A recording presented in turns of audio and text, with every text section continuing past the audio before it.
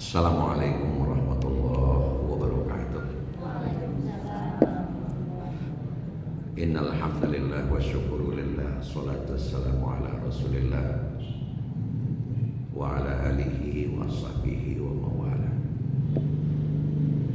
A'udzu billahi minasy syaithanir rajim.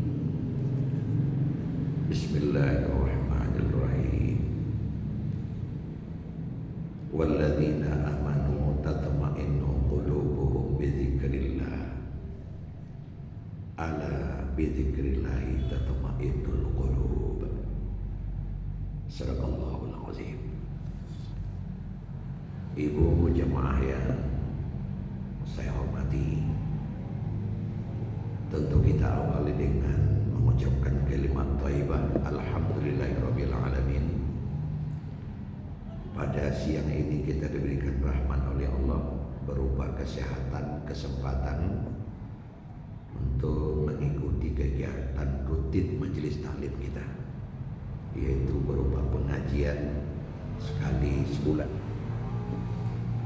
Kita berharap kiranya pertemuan kali ini bisa lebih bermanfaat dari pertemuan-pertemuan yang sudah pernah kita ikuti. Amin ya rabbal alamin. Tapi dari seluruh rahmat yang kita terima, maka rahmat yang paling nomor satu itu adalah rahmat hidup. Karena dengan kita masih hidup, kita masih punya kesempatan untuk memperbanyak atau menambah ibadah. Dan ibadah itu adalah merupakan tujuan inti kehidupan kita. Tidak ada makna hidup kalau tidak kita beribadah. Makanya kita harus bersegera memperbanyak ibadah. Nah, kalau sudah bicara memperbanyak ibadah, sangat terkait dengan ketersediaan waktu. Makin banyak waktu yang kita peroleh, insyaallah ibadah kita juga bisa makin banyak tumpukannya. Sempit waktu yang kita miliki, maka ibadah kita juga bisa sedikit yang bisa kita kerjakan. Makanya ketika masih diberikan hidup oleh Allah, artinya kita masih punya kesempatan untuk menambah ibadah. Itulah makanya ketika kita bangun tidur, karena kita ternyata masih diberikan oleh Allah kehidupan, kita langsung bersyukur dengan membaca doa bangun tidur. Alhamdulillahilladzi ahyana ba'dama amatana wa ilaihi nusyur. Sebuah doa kawan lalu sanjo ndak jago leh. Lalu langsung. Alhamdulillah setidaknya kita yang berada dalam masjid lagi jago balik pagi tadi. Makanya Buya Hamka mengatakan, seorang yang bangun tidur tidak membaca doa bangun tidur, itu namanya keterlaluan. Kenapa disebut keterlaluan? Karena tidak mensyukuri sesuatu yang sangat berharga.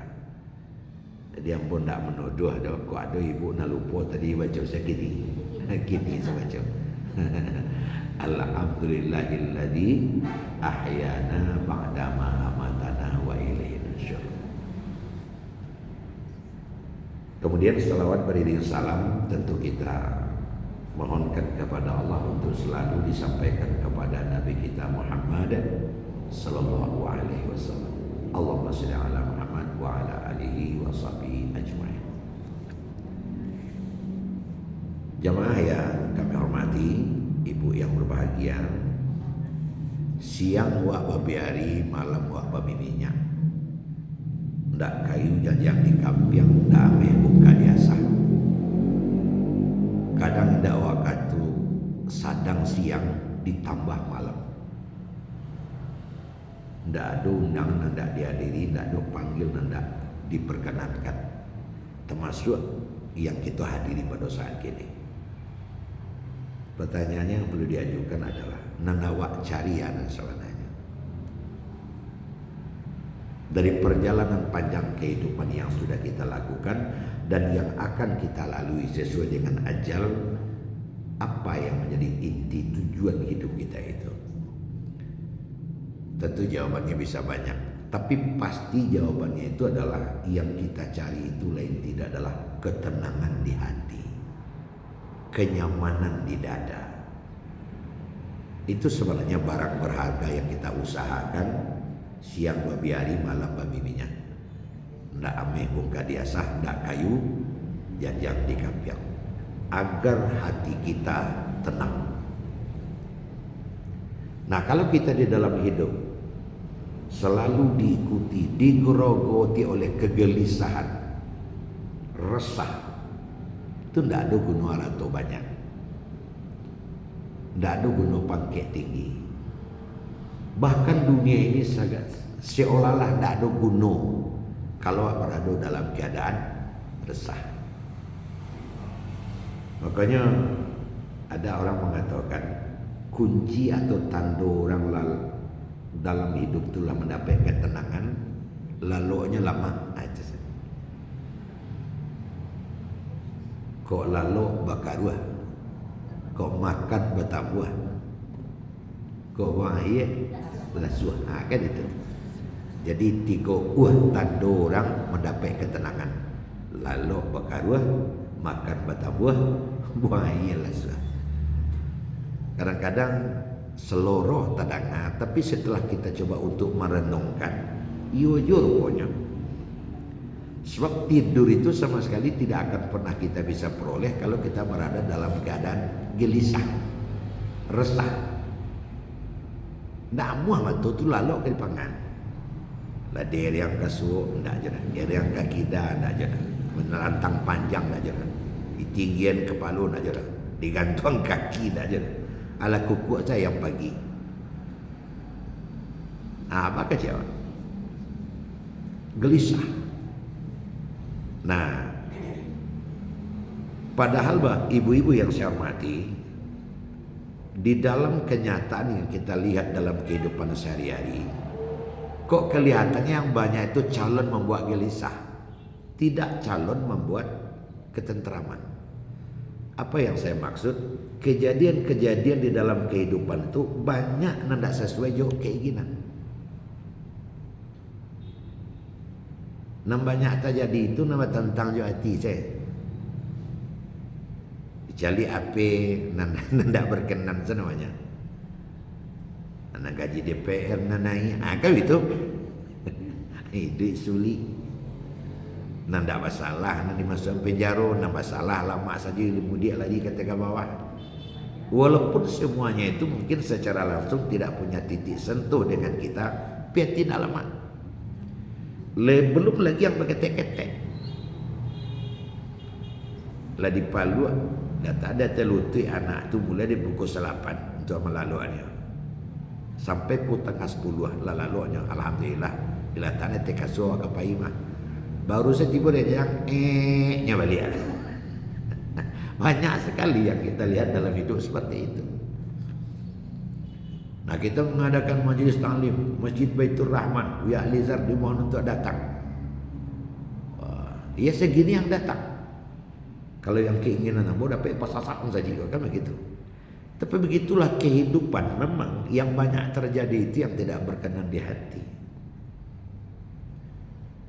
Paya kapasala segala mahal. Kalau dapat naknya kan segala murah. Malah kalau dapat perai kan itu kalau nak keinginan awak. Ada. Begitu yang banyak dalam hidup. Awak kawan ke tibu jalan be. Kawan tibu di tepi jalan tibu tu sekali. Awak lah warangi sejak dari pagi lampi masuk luhur tak lalu tu nanti tunggu. Banyak sekali kehidupan. Terdengar oleh telinga, nampak oleh mata, kejadian itu banyak yang tidak berkenan.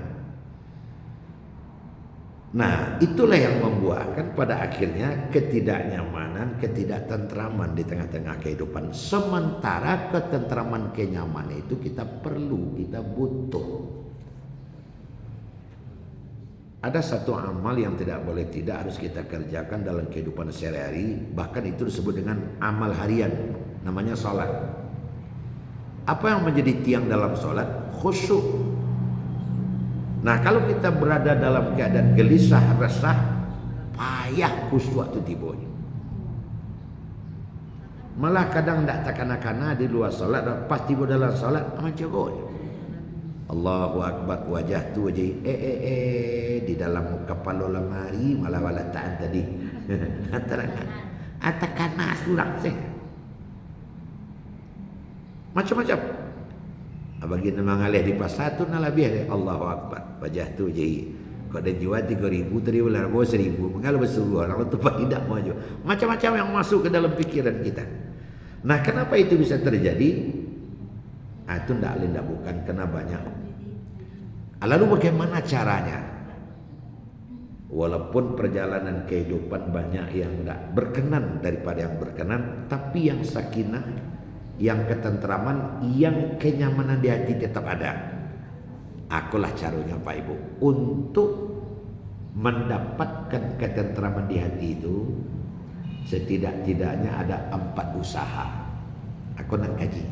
Untuk mendapatkan ketentraman dan kenyamanan ada 4 usaha.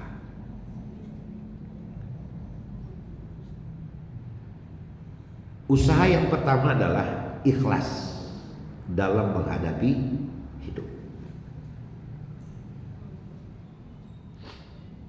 Menyebutkannya ikhlas kok sangat murah, tapi kadang untuk mengusau agar dapat ikhlas tu agak sulit. Apa yang harus kita ikhlaskan? Hidup ini ikhlaskan saja. Sebabnya tidak kamu kita rubah dah. Awak kabarang ke hujan labek tiba, ikhlaskan hujan itu. Tenang awak. Nah ya, tenang awak. Tapi kalau di kana aja hujan tu tari mencali aja ke hujan tu kesudahnya hujan pelasi hujan. Tak dua-duanya. Nah, kalau kita sudah sampai mengucapkan hujan pelasi, kalau telusuri siapa pelasi kesudahnya kata. Tentu nak menurunkan hujan jadinya. Ikhlas saja. Kadang-kala di tengah-tengah kehidupan keikhlasan yang perlu awak permantap. Mukhlisina lahuddin, kita ikhlas di dalam beragama, ikhlas dalam menghadapi kehidupan ini. Di rumah tangga kita ikhlas. Kenapa? Karena problema di rumah tangga itu sangat banyak. Anak satu problema, bahkan bisa diurai anak pertama, anak kedua, anak ketiga. Makin banyak anak, makin perlu banyak yang diikhlaskan. Suami diikhlaskan, istri diikhlaskan, tetangga sebanyak tetangga, sebanyak lu perangainya, ikhlaskan pula tetangga itu. Teman kerja, ikhlaskan pula. Seprofesi, ikhlaskan pula. Itu termasuklah pada tua kini bagi jamaah yang berhalangan, kita ikhlaskan dia tidak datang. Biasa-biasa saja. Kita ikhlaskan saja. Saya tanya sama pada tua tadi, Pak Haji, tidak ada laki-laki dah pada tua. Ya tidak ada ya. Pada di rumah banyak dua-dua saja. Apa ada mangga dua kamu, kami dua, kami ikhlaskan saya. Ikhlas. Jadi ikhlas itu kuncinya. Ya, anak ibu-ibu yang duduk sekarang, saya ngasih ceramah. Nan bersimpu apa ikhlaskan, nan mengunju apa ikhlaskan, nan bersandar apa ikhlaskan, nan meriang apa ikhlaskan. Jadi yang pun tidak berbeban. Kenapa? Sudah ada ikhlas. Jadi orang yang ikhlas dalam hidup itu modal utama untuk tenang. Gitu. Jangan terlalu dipikirin dunia ini, karena dia akan berlangsung menurut takdir yang sudah ditentukan oleh Allah. Baca rohnya ikhlaskan sanawiyah. Kalau ikhlas itu ya tidak usah dipikirin. Ini ada satu contoh yang dibuat oleh para ahli ikhlas ya. Mama agak vulgar contohnya, pindah ada. Bertanya mau ke ibu cik, kalau buang air di tai, madok ke bawah, madok ke teh? Madok ke teh lah ya. Kalau madok ke bawah tentu nonton film ya. Madok ke teh. Itu sepakat waktu. Pasti wak madok ke teh. Nalah jatuh tu, aduh, awak fikir lain? Tak ada. Tak pernah teringat. Jangankan mau ngomongkan sama teman. Ada tadi dia kau buang air di tangan itu dan cuba lo madok ke bawah. Lah 3 kali balago aja batu, nak pecah katanya. Ada nggak ada mampanes katanya. Kan tak pernah kepikir ngomong kayak begitu. Manalah pai itu ya pailah. Apa kepacahkan batu di garodok dan ikan entah sampai ke baru sampai ke muaro katinya lah. Itulah makna ikhlas. Seperti itu. Kadang orang yang sedang belajar ikhlas itu nyata kanak-kanak sering nyetar itu. Alah agak 1 tahun lo ndak basuh, bagus sih kuat basuh gini. Bila basuh terakhir kan? Mulai tekan harinya tu. Awak basuh dia kunyang mah. Sempat wak makan di Sepang Raya badu ambo bayi yang kayak tu. Ya ambo mambayi ko mangal lo disabui. Tidak ikhlas jadinya. Mungkin cukup sampai di situ saja. 1 tahun lalu pas waktu tiba di Kunyang di situ turun oto nampak ambo sekali. Dek pas orang lah Zohor makan wak Sepang Raya lihat kana sampai situ salah. Ambo bayi mama ngalo ambo bayi ko basale. Memang sih dalam hidup ibu ada 2 yang sangat sulit dewa nasawananya bertitik sentuh dengan keikhlasan. Kita sulit melupakan jasa kita kepada orang lain, dan juga yang kedua kita sulit melupakan kesalahan orang lain kepada diri kita. Nyana murah melupanya kesalahan orang. Dia ada lapane ala lupo kacang dituli keng keceknya. Lupo kacang dikuli. Mungkin dek nasib elok tiba dirinya. Kok nantara lahang ke disabui. Kadang-kadang mengalir lado jo langkok-langkok.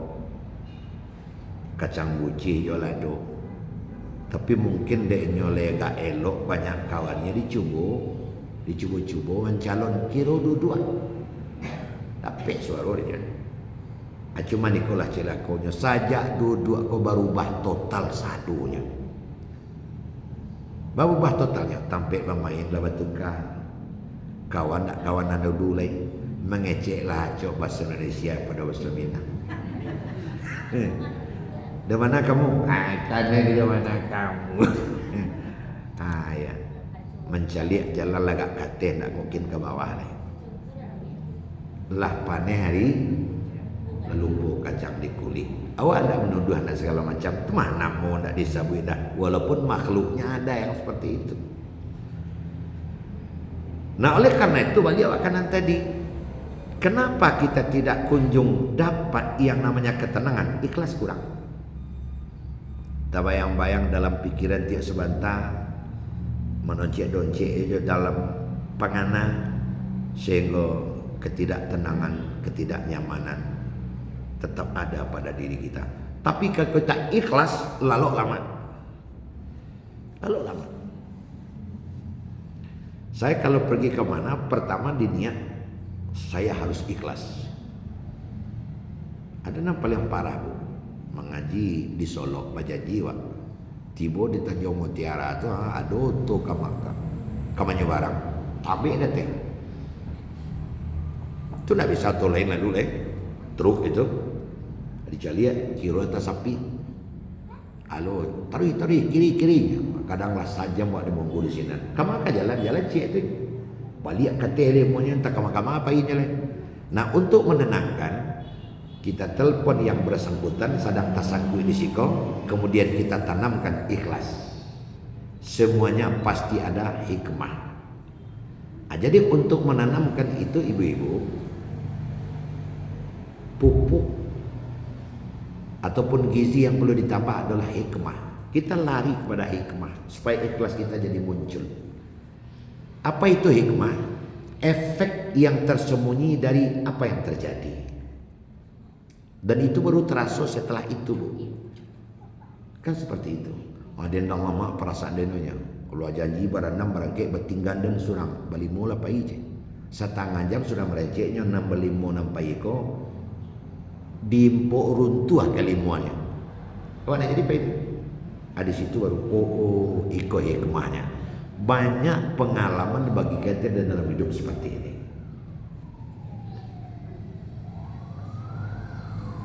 Ada teman saya Muhammad Salman namanya, kepala bekerja di kantor Kementerian Agama Kota Palembang. Jam 10 hari itu dia harus sampai ke Belitung. Keluar dari rumah ambil taksi jam 6. Apa yang bilang supir taksi? Mas kita lewat sini aja mas, ntar nanti kalau ke sana macet. Kira ke situ nama macet. Alah tabang pesawat. Gara-gara kau bilang di sini mas macet di sini katanya. Aberang ke taksi kok macam-macam kecilnya. Tapi setengah jam setelah pesawat dia marah-marah tadi, dapat kabar pesawat kau menukik masuk laut. Sampai kini kan tak ada wasuh badan pesawat tadi. Hanya cari supir taksi boleh. Untung yang bawa ke situ juga nak lebih. Itu namanya hikmah. Dan insya Allah ini kalau kita jeli untuk menelusuri, kita akan ketemu dengan yang namanya ikhlas. Insya Allah.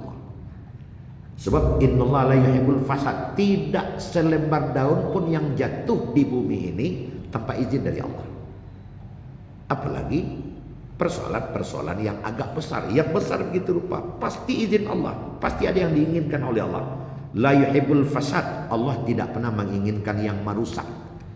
Cuman kadang penjudua pendek. Awak sampai ke situ lain. Mungkin bulan depan baru terasa. Tahun depan baru terasa. Sebenarnya seperti itu. Makanya ikhlas itu terima aja. Lama bana gulai cancang, pagi sore dimakan tarawih. Rancaklah awak balaki jarang pincang, piti ndak piti monjak tarawih. Kan itu hikmah namanya. Ndak apa piti nyoma monjak. Dek nyopin. Kan ada hikmahnya itu. Cuman kadang kita harus berusaha. Kalau tidak kita bisa jadi tidak ikhlas. Ada teman saya Ustadz Diran, ini orang Pekumbuah, basamu di Masjid Raya Bukit Tinggi, berceritanya kamu sambil galak, Ustaz galak ni. Minggu lalu ambo pikan lainnya. Tio ambo mengaji kemari ada ibu seorangnya mereng-mereng celik kamu aja. Tio menceliknya mereng-mereng tanya. Jadi dalil mau kalimat yang taris dia gak tersinggung ambo aja. Ambo ndak butang ndak bagai itu, bertanya mau ke Pak Pengurus lain. Namanya tuh biar tuan, astagfirullah, tanti nyemer yang mencelik kawiannya selamat. Kalau ndak mer yang cuma mencelik kawian ndak nampak biar itu. Ikhlas biar itu jadi. Ada hikmah bakal mer yang kalau ndak mer yang tu nak nampaknya orang selamat. Itu caranya. Jadi itu Bapak Ibu, ikhlas yang pertama. Hikmahnya agar kita mendapat ketenangan. Yang kedua, bersyukur bila mendapat rahmat. Artinya bersyukur. La in syakartum la azidannakum wa la in kafartum inna azabi la syadid. Apabila Allah berikan sesuatu kepada kita, kita syukuri dengan rasa syukur yang sedalamnya. Kalau bahasa awaknya syukur itu terima kasih. Kalau ibu ngasih seseorang mungkin pakaian, mungkin makanan, dicari ada wande bajunya lah buruan. Di mana tinggal di situ buat tinggal mah kecil. Berangkai pak, berangkai ada adu lah itu. Kita kasih baju, diterimanya baju tadi. Terima kasih banyak mah, terima kasih libat tukar baju awak. Ketika dia mengucapkan terima kasih ke awak tadi, senang tak dia awak? Senang tak? Tapi ada lo. Buat cari anak-anaknya banyak. Kadang baju anaknya berampai Sarawak tigonya. Dia kata buat tigo Sarawak seorang tak Sarawak. Nampak sulit hidupnya. Dia hantarlah awak dek di rumah awak cucu-cucu lebih kadang tak terpakai dia hantar ke situ. Waalaikumsalam dek, kau baju anak-anak masih rancang. Pakailah kan anak-anak lain. Masya Allah jawabannya di luar dugaan. Kalau nak buru-buru, tu kan dulur kaminya. Baras awak. Ibu tidak. Sedangkan kita sesama manusia saja sudah begitu. Kalau ada orang yang berterima kasih kita senang. Kada orang yang seperti tadi atiwan dalaman kun oleh Allah Subhanahu wa taala. Jadi ketika kita bersyukur kepada Allah, Allah senang, maka Allah tambah. Nah, seperti itu. Makanya ketika ada orang ke rumah kita ngantarkan pisang, terima kasih, alhamdulillah. Tu si kikonya kon, aja dituntung dia tu. Nari boknya balik, ai nak bok lihat, lama nganggo sih. Untung satu piring, bah kalau setengah piring. Untung setengah piring, bah kalau seperempat. Bako sepiring, bako nak dua. Untung saya nak giam aja, tapi itu kan sudah. Jadi sekecil apapun, alhamdulillah. Makanya begitu penting kita bersyukur mengucapkan alhamdulillah itu. Sesudah sholat kita diajar oleh agama mengucapkan alhamdulillah sekurang-kurangnya 33 kali. Subhanallah, subhanallah, subhanallahi daiman abadan, alhamdulillah. Alhamdulillah. Kenapa begitu sering kita disuruh baca alhamdulillah setelah sholat? Agar terbiasa bersyukur. Itu sebenarnya itu. Sekecil apapun. Alhamdulillah. Sebab likuli rahmatin alhamdulillah. Bagi setiap rahmat yang diberikan oleh Allah, kita alhamdulillah.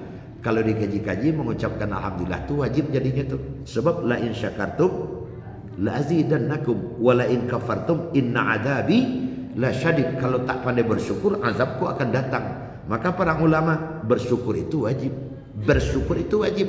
Salah satu cara bersyukur mengucapkan alhamdulillah.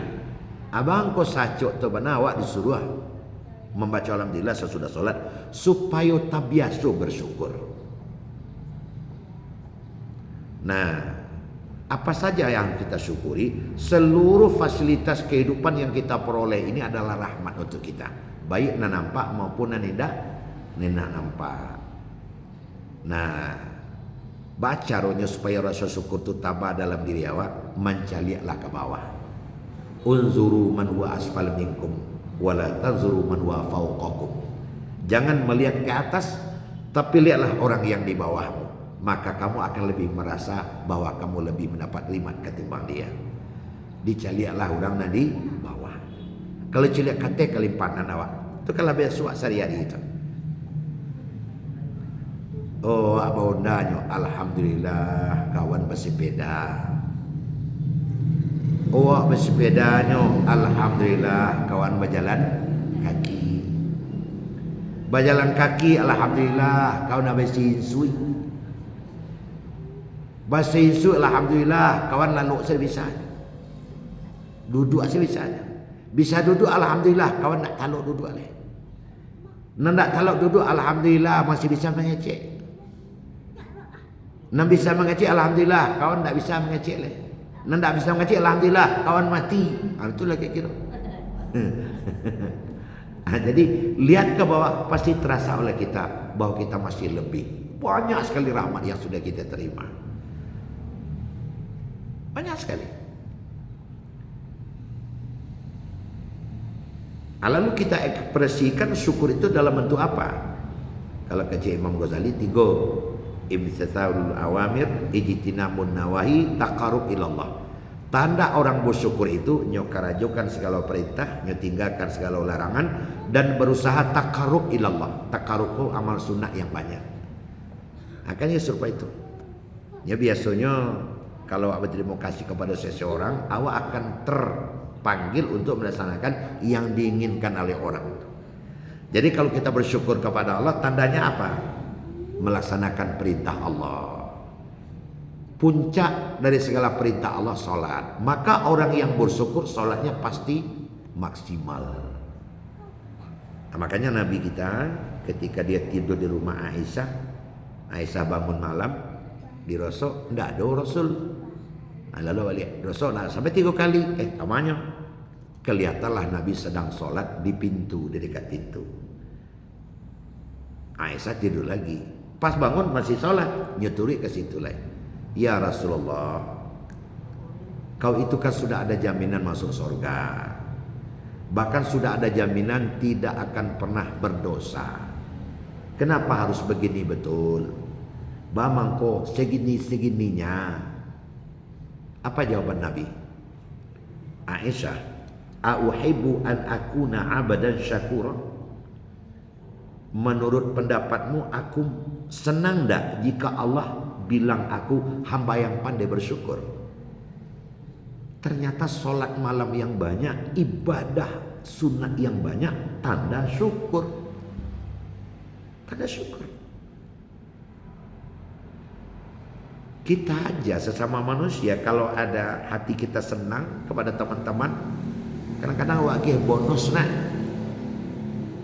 Wagi bonus. Umpamanya pas lebaran, kok uang lebaran, kok saruang lebaran segala macam, aku cek serang, cek, lagi cek serang. Nyoba limo, cek 2, 3, 4, 5. Kau turik pak kaya apa? Aku yang tambah sarawak, salai surang lain. Sebabnya elok. Kenapa dia elok? Orang pulang jam 4, 4:30 belum pulang lain. Kadang sampai jam 6 kurang seperempat lanjut pulang lain kantor lain. Dia masih bekerja. Besok lah tanggung setiap lepak. Besok lah je.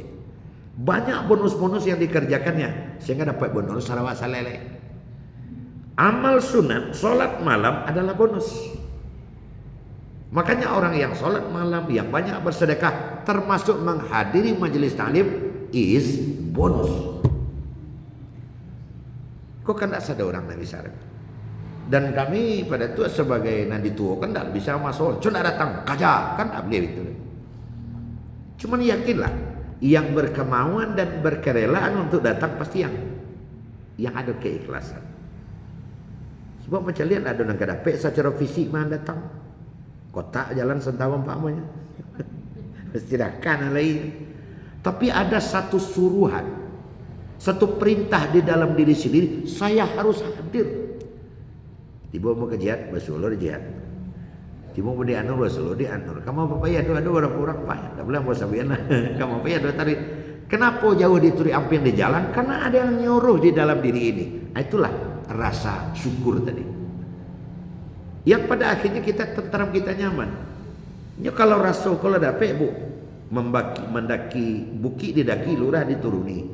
Hujan berpayung, tidak terasa panas. Kenapa? Hati itulah dapat.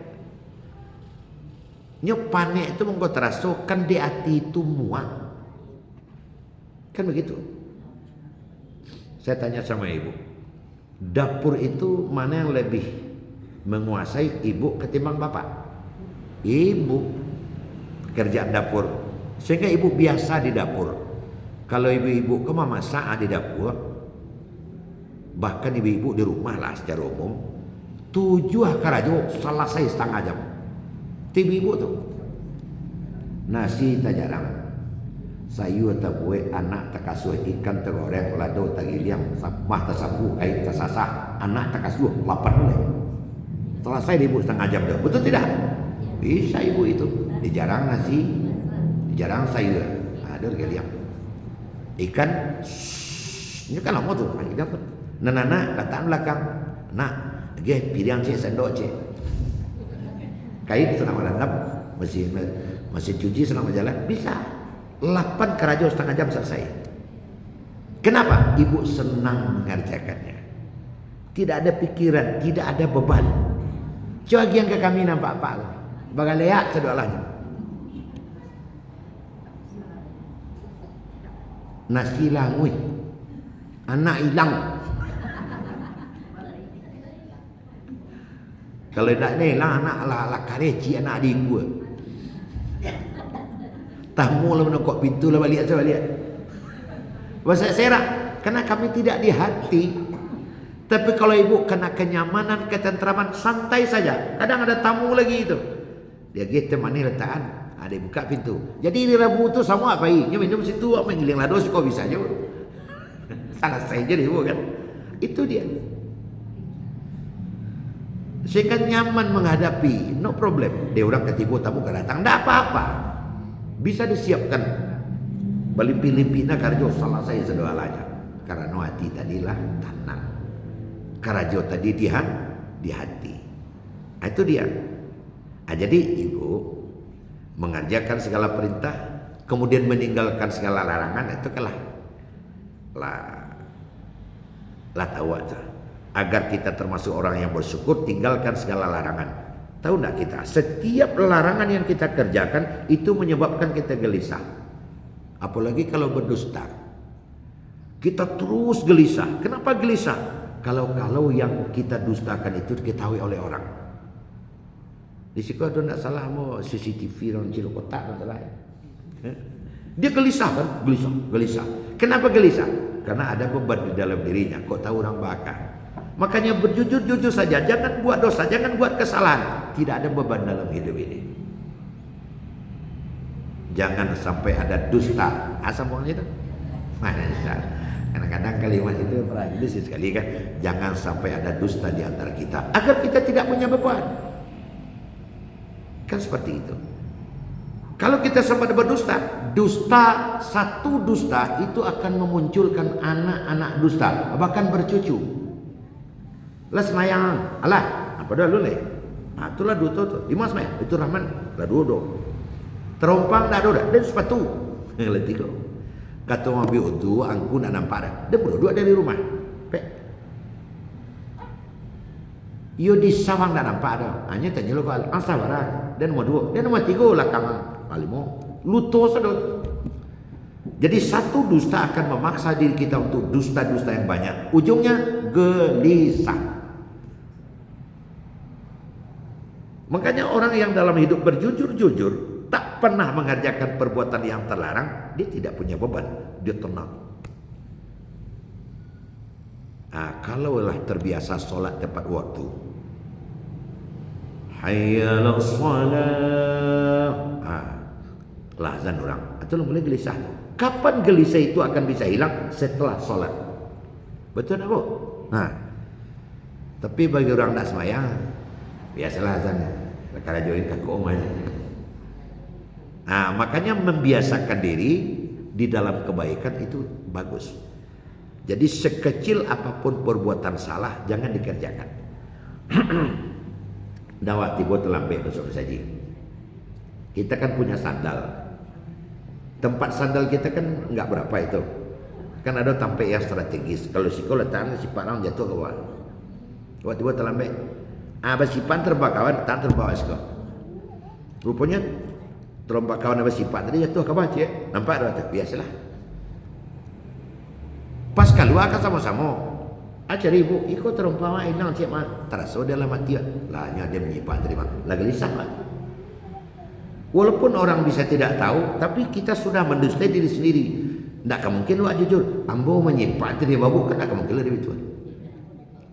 Makanya bagi yang sudah dapat, jangan diusi-usi. Bahkan kalau ada yang berpisah dengan sandalnya, oh ini sandal siapa, kita tak peduli. Pokoknya teman dalam masjid, letakkan dekat temannya lagi. Ada kejadian di salah satu masjid di Paramanjang. Terompamu hilang seolah. Mungkin karena pengajian juga mengarah ke situ. Dia terubah buya tadi aku menyimpan kabar. Nyonya punya kabar balik jatuh kabar. Nyonya punya. Bako buya ya, mau jujur buya. Ambo menyimpan tadi macam kau nak buya nak punya. Jadi kalau terompah tak terompah buya ada simpan kami itu. Makanya jangan sampai ada dusta yang seperti itu. Kerjakan segala perintah, tinggalkan segala larangan, dan tadi sudah saya sampaikan taqarrub ilallah, perbanyak mengerjakan amal sunnah. Itu yang kedua.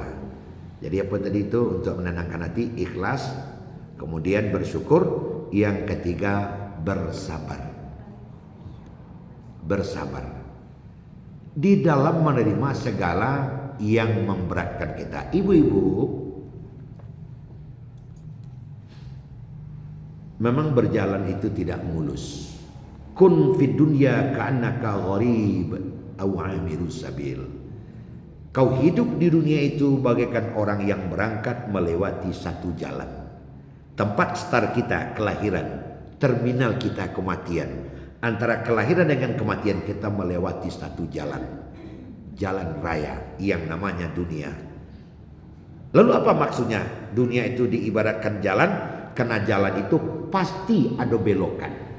Ada menurun, ada mendaki, ada babatu, ada licin, dan sebagainya. Itu yang harus kita lewati. Tidak mungkin jalan itu mendata terus. Insya Allah tidak akan mungkin jalan itu mendaki terus. Cuman yang keinginan awak kan tidak begitu. Kalau dapet kapai menurun, kapulang menurun, ini mungkin. Ketawa saya, pai menurun, pulang menurun lo kebaca begitu. Kalau pai menurun pasti pulangnya mendaki. Nah, ada tiba rumah. Cuman pas menurun, ya kita nggak begitu payah mengayuh sepeda. Mendaki tentu gak di kayu. Kalau ditanya waktu itu mah, pai menurun, pulang menurun aja. Akan lagi cari, gilu mah cari orang. Nah, jalan itu pasti berliku, pasti berbatu. Itulah hidup. Kalau Luqmanul Hakim mengatakan inna dunya bahrun amik.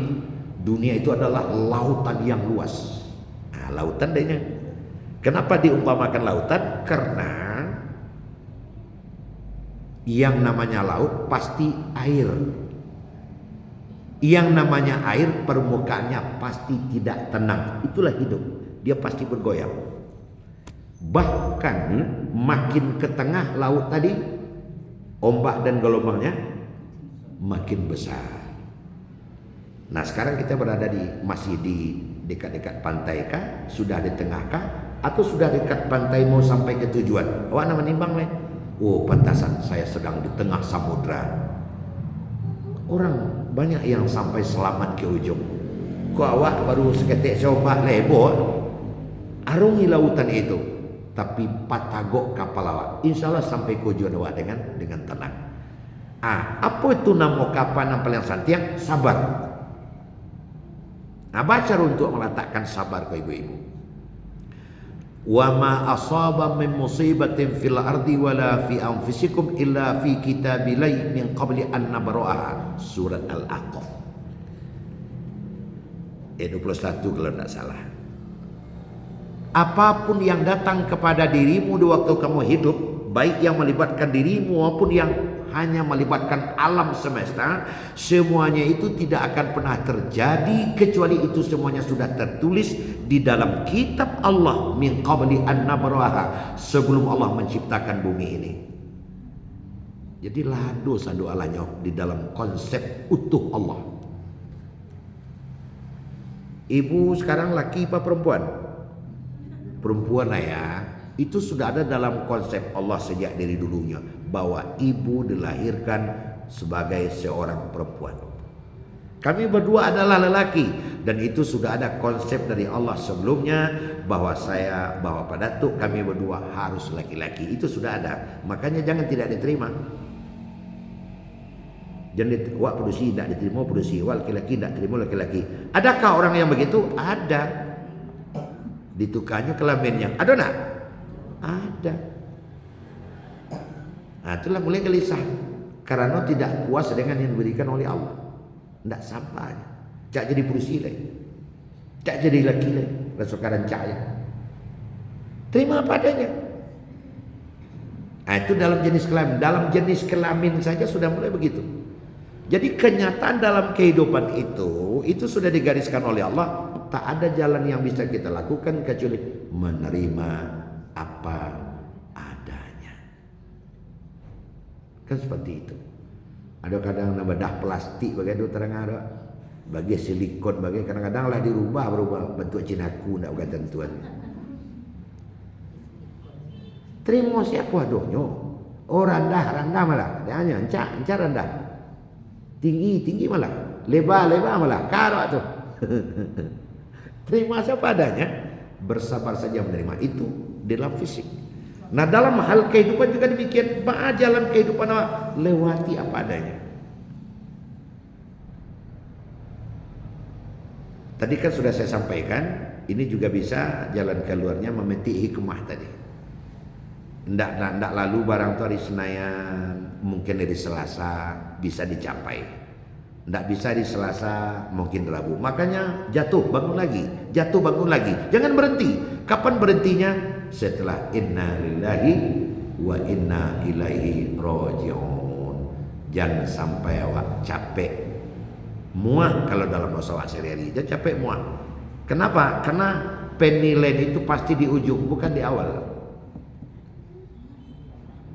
Penilaian itu di ujung, bukan di awal. Makanya di saat masih berjihad, di saat masih dalam perjalanan, jangan awak ambil penilaian atau label dulu atau patok dulu dan tulen. Tapi kalau lah tiba di garis finish, di situ baru nilai juara 1, juara 2, juara 3. Kadang-kadang semeter menjalan ke garis finish tepatan. Kalau belum buat sesinan, dulu kalau ke dia. Kan seperti itu di dalam menghadapi itu. Kadang awak akan memang sabar kok bu. Menyabuinya murah tapi memperhatikan sulit. Sabar ayo, sabar jangan coba dah langsung. Tapi tagak naratapan, pe bergantung dalam putri, sabar ya, yang jauh dah sabar. Tiba dah tentu lah, tiba dah balik dah kemana. Tapi bagaimana secara rohani kita menerima apa adanya. Walana baluannakum bisyai'in minal khaufi wal ju'i wa naqsi minal amwal was thamarat. Lalu siapa yang menang? Wa basyiris sabirin. Ada ujian rasa lapar, ada ujian rasa takut, ada ujian kemiskinan, kekurangan buah-buahan masa pencelek, ada wa naqsi minal amwal wal anfus, dan adanya kematian keluarga kita. Itu semuanya adalah ujian. Tapi yang bisa menanggapi, yang bisa menghadapi, wa basyiris sabirin, adalah orang yang sabar. Seperti itu. Sebab semuanya pasti ada hikmah. Nah ibu, antara kita dengan Allah Subhanahu wa Ta'ala oleh para ulama digambarkan sama dengan seorang anak dengan pengasuh. Anak itu tidak tahu sama sekali apa yang baik untuk dirinya. Jangan untuk diri orang lain, yang baik untuk dirinya saja dia tidak tahu. Sehingga kalau untuk keselamatan dirinya diserahkan kepada dia semata, anak itu rawan celaka. Anak itu tidak bisa membedakan mana pisang, mana bara api, mana lalu lintasnya ramai, mana tidak. Nak jalan ini melintas, nyambi senang baru narancang. Maka anak itu akan celaka. Bila keselamatan anak kita serahkan ke anak, coba serahkan kepada pengasuh yang baik, anak akan selamat insya Allah. Kenapa? Karena pengasuh itu tahu betul jambara anak ke mandi, jambara dia makan, jambara lalu, sehingga anak tumbuh dengan baik karena pengasuhnya pengasuh yang amanah. Nah itu adalah analogi, kita adalah anak, Allah itu pengasuh kita. Jadi kalau awak secara pribadi, awak senang menantu nasiwa, tidak bisa awak nantu nasiwa. Sebab yang baik menurut awak tu belum tentu baik untuk diri awak. Asa an takrahu syai'an wa huwa khairul lakum wa asa an tuhibbu syai'an wa huwa syarrul lakum. Boleh jadi apa yang paling anda sukai itu adalah jelek untuk anda, dan boleh jadi apa yang paling anda benci itu adalah baik untuk anda. Wallahu ya'lam wa antum la ta'lamun. Karena Allah yang tahu sedangkan kamu tidak tahu. Ini contoh real di lapangan. Saya tidak akan menyebutkan orangnya karena itu tidak bagus. Tapi kalau sampai matung sampai begitu. Dia datang ke saya. Buya, dapat musibah mau buya.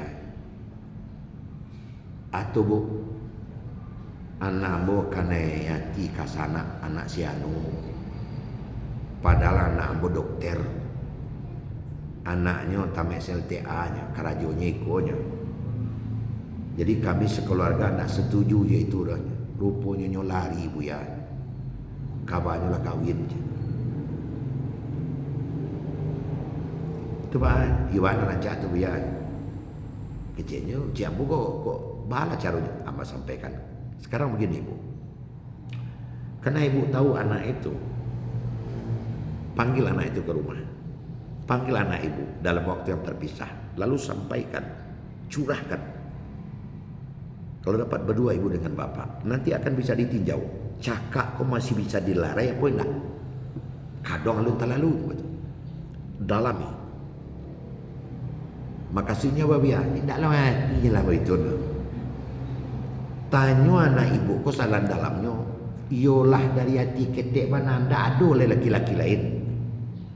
Tanya lo laki-laki ko iyoli betul-betul menjawab. Kalau enggak, ini persyaratan-persyaratan kalian berpisah saja. Kalau ndak bisa rasanya diurak lah para pek mana. Ayo kan itu nampak dia bu ya, anakku ndak sumbayang bu ya. Ndak tentu mensaji, ndak tentu segala macam. Kan itu mau sampai ke ibu. Kalau yo syaratnya kok, mulai dari kini langsung sembahyang lah. Mulai dari kini rajin beragama boleh.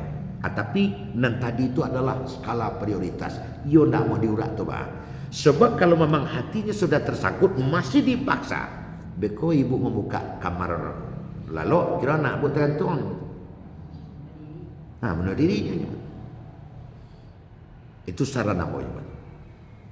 Akhirnya pulang tah ba musyawarah je suami nak ngarati wa anan teranga ibu sudah tu nyo pa ibu ko ke tempat yang laki-laki nyolalah ke situ alung kawaang jadi menentu de lain alung ka kalian jadi bisa dan lain itu yang terdengar oleh saya bahkan seluruh ijazah anaknya yang dokter tadi itu mulai dari SD sampai dokter dibakar sadonya. Akhirnya apakah terjadi berpisah? Tidak.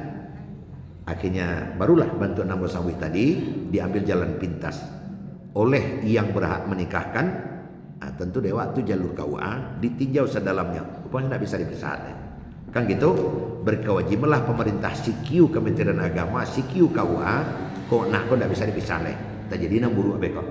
Akhirnya dengan wali hakim nikahnya. Lalu apa yang terjadi ibu dan bapak? Saya sebagai seorang yang ikut bertanggung jawab di masa itu, saya panggil lelaki ini, Wang, tolong tunjukkan bahwa Wang bukan saburu nan dianggap demen tuang. Mulai hari ini rajin. 1,5 bulan setelah mengecek itu langsung mendaftar haji ke Kementerian Agama pada Manjang berdua lagi bini. Tapi apa yang terjadi selanjutnya? Ayah induknya sakit, inyolah berdua. Inyolah nama ngendong mentuonya nandak setujunya dulu. Badu orang adik sudah itu inyolah memperalekkan. Sekarang keluarganya sakinah mawadah warahmah. Lah haji keduanya haji jo hajah lah rumah rancak segala macam rupanya. Makanya saya bilang Allah sudah memasalkan asa antakrahu syai'an wa huwa khairul lakum. Boleh jadi apa yang paling Anda benci itu adalah baik untuk Anda. Wa tuhibbu syai'an wa syarrul lakum. Yang paling Anda cintai itu adalah jelek untuk Anda. Wallahu ya'lam, karena Allah yang tahu, kamu tidak tahu. Makanya sikau haunan ma. Ketika kita menyatakan kebencian, siapkan saja. Jadi sahabi-habi mana? Siapkan seketek modal sayang. Seketika mengatakan sayang, siapkan modal benci seketek. Karena kita berada di dalam dikuasai, bukan menguasai. Itulah makna yang dalam dari sabar tadi.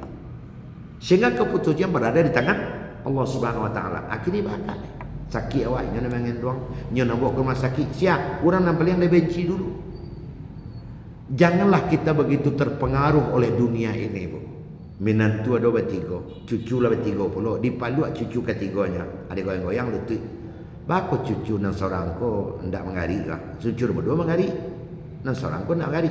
Rupanya dipaluk cucu bertiga, nan dia teluti berduanya, nan seorang di lantai. Kenapa itu nangari dong? Nah, kenapa begitu? Karena ketiga orang tua anak jadi berbeda. Nggak boleh begitu kan? Mungkin nanti lantai ko manfaat nanti.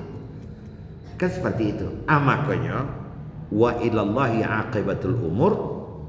Allah lah yang memutuskan segala urusan. Kita bersabar. Pokoknya api taruh ke Allah, minta kepada Allah. Itulah makna sabar. Makanya jangan cepat ngambil keputusan di dalam hidup. Terakhir, untuk mendapatkan ketenangan, yang tadi itu bersyukur, ikhlas, bersyukur, bersabar. Yang keempat, yang terakhir, istighfar. Nah, beristighfar itu yang keempat. Jadi ikhlas, syukur, sabar, istighfar, minta ampun tarik. Jadi yang membuat awak gelisah je dalam hidup dek terlalu banyak dosa. Supaya dosa aku, awak akan memproduk dosa tu hari. Allah tahu tu manusia aku ndak mungkin ndak lapis dari khilaf, dari salah. Kalau ndak mau salah jadi malaikat injak. Nah dosa salah dah. Tapi kalau jadi orang, walaupun buya bagai khilaf dia nya, kan itu. Tapi nacok mana atau khilaf. Nah supaya dosa nalah tercipta tadi jangan mengadu kawa istighfar wa langsung. Minta ampun kepada Allah. Karena dosa itu hanya akan bisa habis kalau disiram dengan air yang namanya istighfar. Makanya Nabi mengatakan tubu ilallah fa ini atubu fil yaumi atamarrah. Beristighfarlah kepada Allah ambo saja nandak berdosa sehari semalam 100 kali beristighfar. Astaghfirullahaladzim, ampuni dosaku ya Allah. Setidak-tidaknya sesudah awak semayang 3 kali. Jadi taruh ya beristighfar. Bahkan daknya kalimat astaghfirullahaladzim itu menjadi buah bibir andainya. Bang kau suruh awak taruh beristighfar karena awak dosa taruh lo.